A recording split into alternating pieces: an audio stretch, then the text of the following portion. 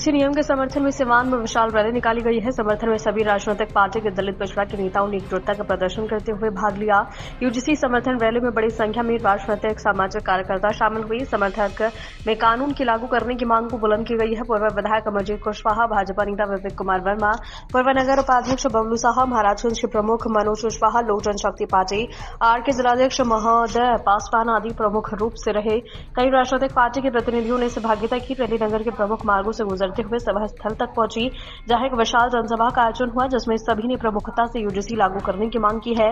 महाराजगंज क्षेत्र में बसंतपुर में सभी राजनीतिक दल एकजुटता दिखाते हुए रैली निकालकर यूजीसी कानून को लागू करने की मांग बुलंद की।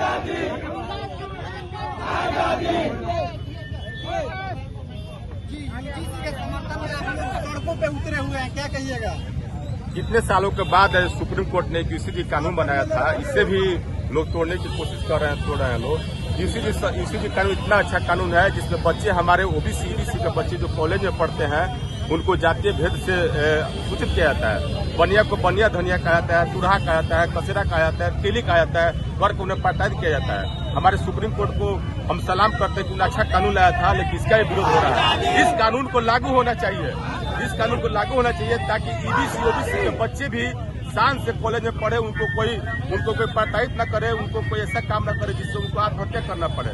यूसीसी कानून लागू होगा तो ईबीसी ओबीसी के लिए बहुत बड़ा फायदा होगा।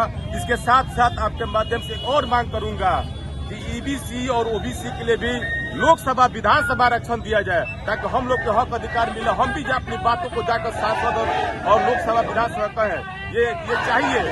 और जिस तरह SC/ST एक्ट, ईबीसी एक्ट ये पूरी तरह से लागू होना चाहिए ताकि SC/ST के बच्चे जो है पढ़ते हैं उनके साथ जो भेदभाव होता है वो नहीं हो। और ईबीसी तो सरकार को तुरंत इसको लागू करना चाहिए, किसी से डरने की जरूरत नहीं है। ईबीसी ओबीसी SC/ST लागू होगा तो सरकार के साथ हम रहेंगे लोग, नहीं लागू होगा तो सरकार का विरोध भी करेंगे लोग। ठीक है अमित जी, आप लोग सड़कों पे उतरे हुए हैं, क्या कहेंगे? समाज कह रहा है कि हिंदुओं को बांटा जा रहा है इस कानून के तरफ।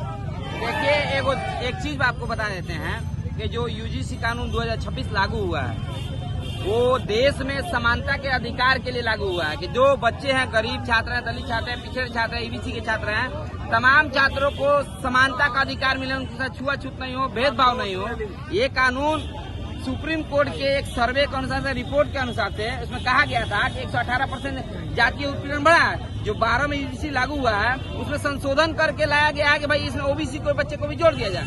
तो भेदभाव जब बढ़ा है उसी का गाइडलाइन था। तो कुछ मनुवादी टाइप के जो लोग सामंती सोच रखने वाले हैं वही लोग विरोध कर रहे हैं, जो चाहते हैं कि गरीब का बच्चा, दलित का बच्चा, पिछड़ा का बच्चा, ओबीसी का बच्चा पढ़े लिखे नहीं, दबा कुचला के उनको रखे, समाज में उनका विकास नहीं हो, समानता का अधिकार नहीं मिले, वही लोग इसका विरोध कर रहे हैं। और जो लोग समाज में समानता का अधिकार चाहते हैं, देखिए सड़कों पे दलित, पिछड़ा, ओबीसी, बैकवर्ड जितना भी समाज के बच्चे हैं, छात्र हैं, नौजवान हैं, सड़कों पे हैं कि ये यूजीसी एक्ट जो है वो लागू कीजिए, क्योंकि ये लागू नहीं होने की वजह से ही देन है कि रोहित वेमुला, पायल तड़वी, अनेकों एंजल चकमा जैसे अनेकों छात्रों को मार दिया गया भेदभाव के चलते, नस्लीय भेदभाव, जातीय भेदभाव के चलते। ये उत्पीड़न बढ़ा है जिसकी वजह से ये कानून लागू लाना पड़ा है। जय जय जय जय जय भीम,